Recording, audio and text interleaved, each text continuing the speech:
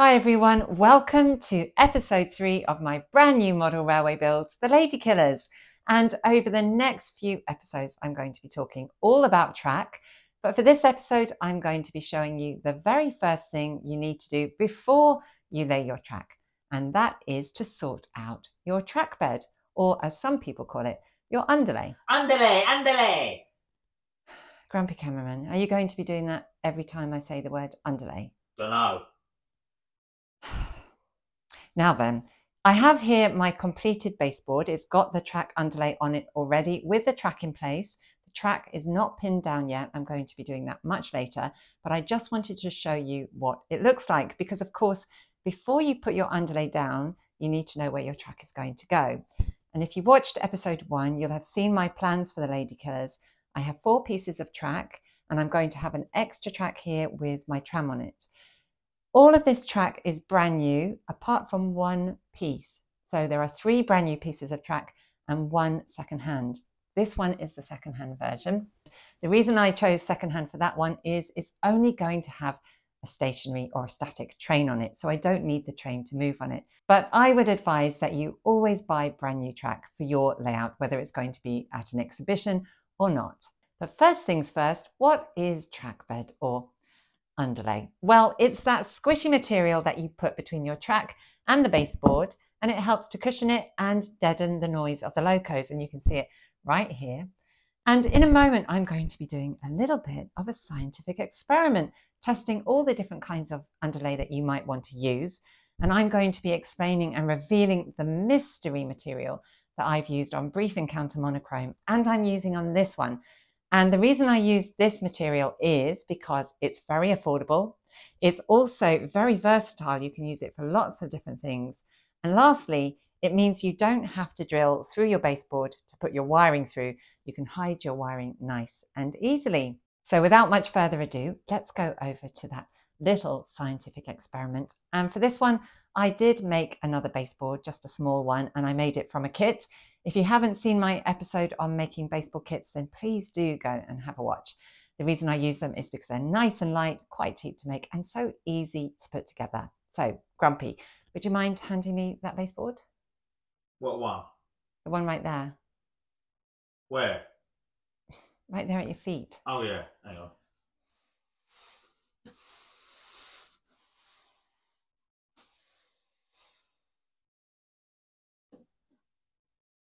Really? As I said, luckily for me, these are nice and light, as you can see. So let's go over to the experiment. Welcome to Dawn Quest's O-Level Science Grade B experiment. So welcome to my scientific experiment. I have here in front of me a baseboard, and I have my 3 different track underlay materials. I have a handy decibel-ometer on my phone, and I have a loco and a piece of track. So let me just explain the different kind of track materials I have here. First off, I have some foam underlay. Now, I'm not really a big fan of foam underlay, if I'm honest with you. It's quite bulky, and this one also comes pre-made with ballast, which makes it a little bit messy. The most important thing about this, though, is it does end up being a little bit pricey.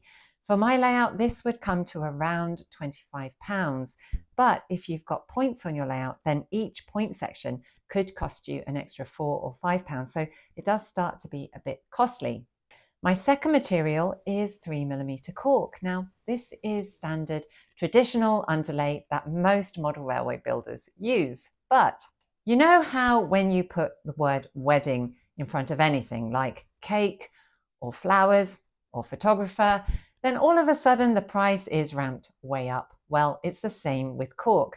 Put the words model railway in front of it and you're going to be looking at spending a pretty penny for just a few strips or sheets of this. If you go to a model railway shop, then a sheet of cork could cost you around £12 just for about 1 metre by 30 centimetres.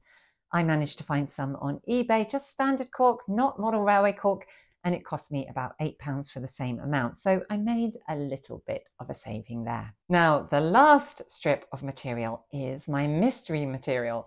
What could it be? Well, it's this. It's good old-fashioned wooden floor underlay, floating underlay. And I had some of this left over from my kitchen project. And what it does for wooden floors, it also does for model railway tracks. It deadens the sound. But the reason I love this material the most is because look at how much I've got. 10 sheets of this cost £15. I use this on brief encounter monochrome. I'm only going to need 3 sheets of this for the Ladykillers. So that's going to cost me around £4, £5, something like that. The other reason I love this is because it's incredibly versatile. Let me show you. This little piece here, on one side it's completely flat, but if I turn it over, look, it has this lovely corrugated pattern here.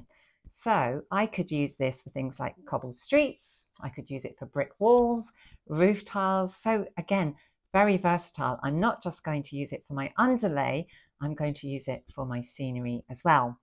And remember, I also told you that this material you can use to hide your wires. So instead of drilling holes in the baseboard, you can just cut a groove or a channel in this underlay material and embed your wiring in between the sections, and it's completely hidden. You cover it with ballast and you just don't see it. So I do love this wooden floor floating underlay, and it's what I'm going to be using. So those are my test materials. I'm also going to be doing a test just on the baseboard itself, because believe it or not, some people just forgo the underlay completely and run their tracks directly onto the baseboard, and we'll see how that goes in the decibel test. Now for the loco, I'm going to be using this. It's a steampunk loco. I got this from Laurie Calvert at the Iris show. It was around 20 or 25 pounds, and if you know Laurie, he designed the steampunk range for Hornby. I haven't sadly yet found a layout for this to go on, but I will one day.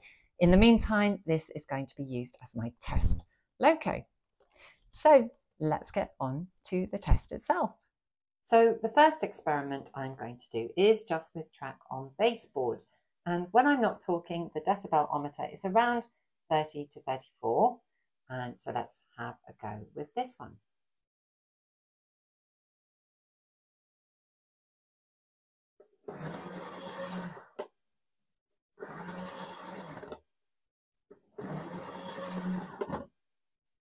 That looks like it registered around 70, 71 on average. So the first material I'm going to test is the foam underlay, but as you can see, it's really, really fiddly trying to get the track into the grooves here. You can see I haven't really done a very good job. You can see some of the ballast coming through, but some sections, the sleepers are just sitting on top of it. But we're going to give it a go. Let's see how we get on with this.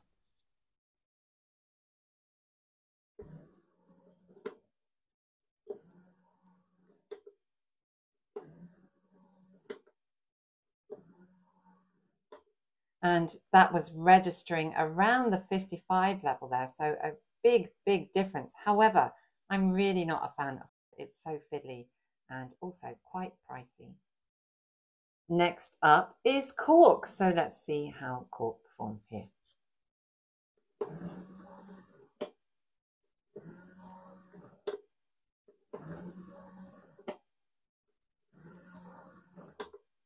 So there, that looks like it's going around the 60 level. So not quite as good, but significantly an improvement on just the baseboard alone. So now it comes to my mystery material, the underlay, and here we go.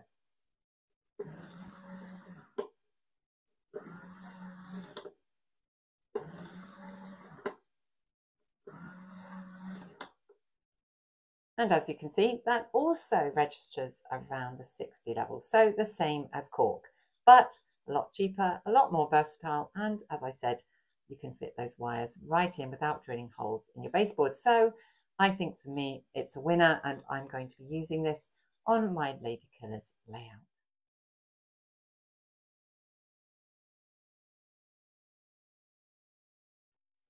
Now I want to show you another really neat use for this underlay material.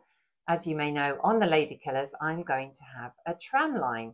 Now, you may notice that this underlay is pretty much the same thickness as the rail itself. So watch this. If I put my track in the middle there, I'm then going to cut a nice thin piece of card, and this is painted the same colour as my road is going to be. Now, I'm going to take my pieces of underlay and lie them either side. like that and like this. Now watch this. If I take two other pieces of card, the same colour as the road, and align them like that and like that, then Bob's your uncle, I have a tram line. Now let's get on to laying out the underlay on the baseboard. First things first, I'm going to lay the track on the baseboard just to make sure I'm happy with how it fits. Once I'm happy, I'm then going to cut out sections of the underlay to cover the track completely. Here you can see I've cut out 4 main sections which cover the track in its entirety. The next thing I do is put the track back on the underlay, and that way I can make sure there are no gaps and that the underlay is directly under the track on the baseboard. Then I grab my marker and I draw all around the track. Now, how close do you need to get? Well, I give about 1 centimetre each side of the track. Some of you may be asking, why not just cover the baseboard completely with underlay? Well, when it comes time to gluing your structures and your people onto the baseboard, you'll find that things stick to the baseboard easier than they stick to underlay. So you'll want to use the minimum amount of underlay as possible. So as you can see, I'm tracing around the track, giving around 1 centimetre either side. Now I'm trying to be as neat as possible, but by the time you've got everything on your baseboard, your buildings, your people, your scenery, you're not going to see the edges that much. So don't worry if your lines aren't perfectly straight. Now that I've traced around the edges, it's time to take the track off again, and I'm going to start cutting out the pieces.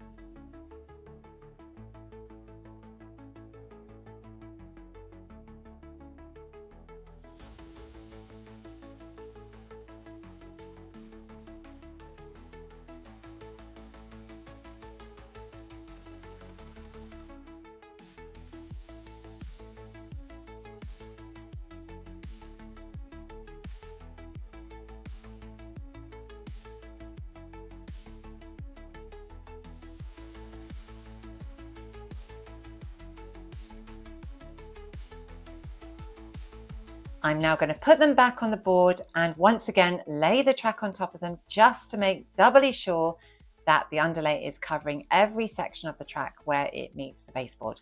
And I'm pretty happy with how that looks. Now here I've made a template using 3 sections of underlay, and I'll explain what this section is about in just a moment.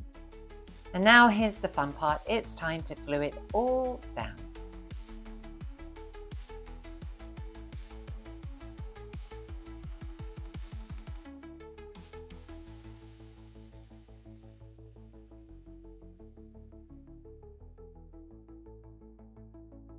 Now I've glued most of the underlay down, but I've left this bit for last. Now remember what I said about using this underlay. It's perfect for running your wiring through, so you don't need to drill holes in your baseboards to run the wiring underneath.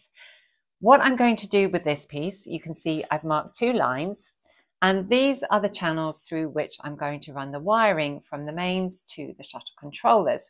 So what I don't want to do is stick those 2 sections down. I want to stick this bit, and this bit, but leave those 2 free of glue, if that makes sense. So I've marked it on this side. I'm just going to mark it on the other side as well. So when it comes time to doing the gluing, I will know exactly where not to glue, if that makes sense. I'm just going to make sure I know where I am, and I'm going to mark it like this and like that. And there we go. Right, so this is the section.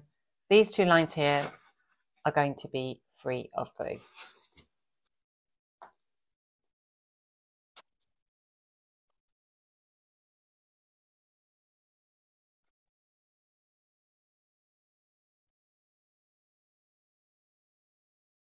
As you can see, those are the sections I've glued, and now it's time to stick it down.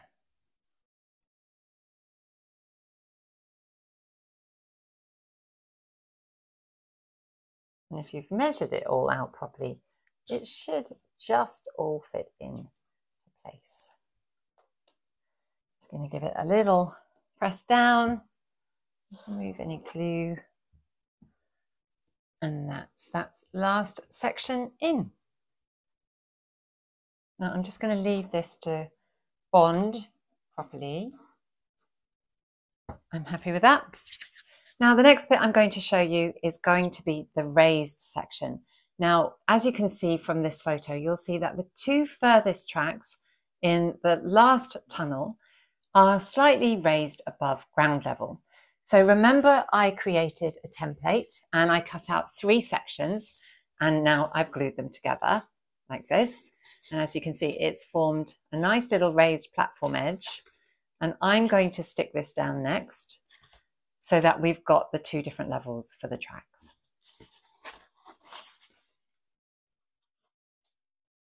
Right, I've given that a huge wad of glue there, and I know that because of the thickness of this, once I've stuck it down, I'm going to need to weigh this down with some books. But let me just make sure I've got this the right way round before I stick it on. So this is going to fit into and on top of that main template. So I'm just going to align it, make sure I've got it all lined up perfectly, and give it a good press down. Yes, that's definitely going to need some books on it. So bear with me a minute while I get some books, and I'm going to weigh it down.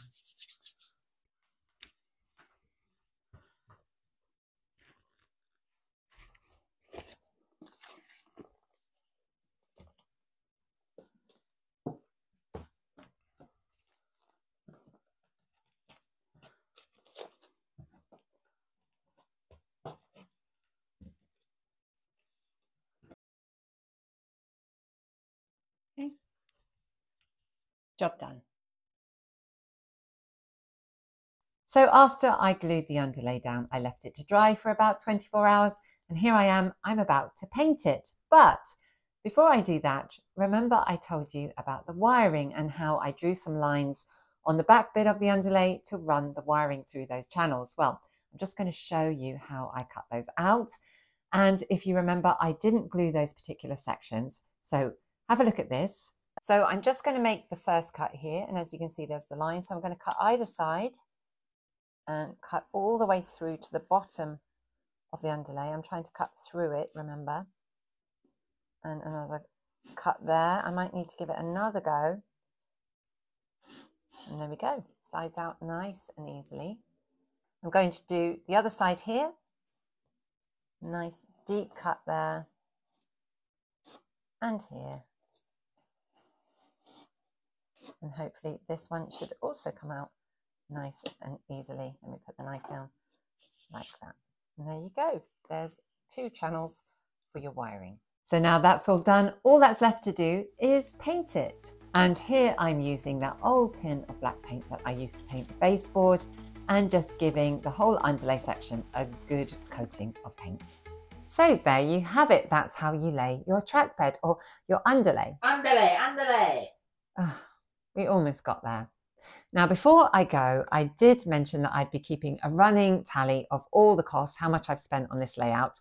So on your screen now, you'll see how much I spent on this episode on laying the underlay. And then you'll see the total cost of the build so far. And I've divided it into actual spend, how much I've spent, and the cost of the layout, how much it's cost me to put the materials on the baseboard and so on. Now then, if you like these videos, please do like, share, and of course subscribe, and hit the bell to be notified of all my future videos. And in the meantime, why not become a member? Become a Questie, and you'll receive lots of goodies, including discounts and early access to all my content. Coming up in the next episode, I'll be showing you how to weather track. Before I pin this track down to the baseboard, I've got to weather it. So I'll be explaining all about that in more detail then. That's it for me for now. Do take care. I hope to see you in the next one. Bye-bye. If you like this video, please do like, share and subscribe, and hit the bell to be notified of all my future videos. And why not browse the shop at modelrailwayquest.com/shop. And to receive a 10% discount on everything in the shop, become a Questie. Join the Model Railway Quest membership to receive that discount and a whole bunch of perks and goodies. Details on how to join are above. I'm Dawn Quest and this is Model Railway Quest.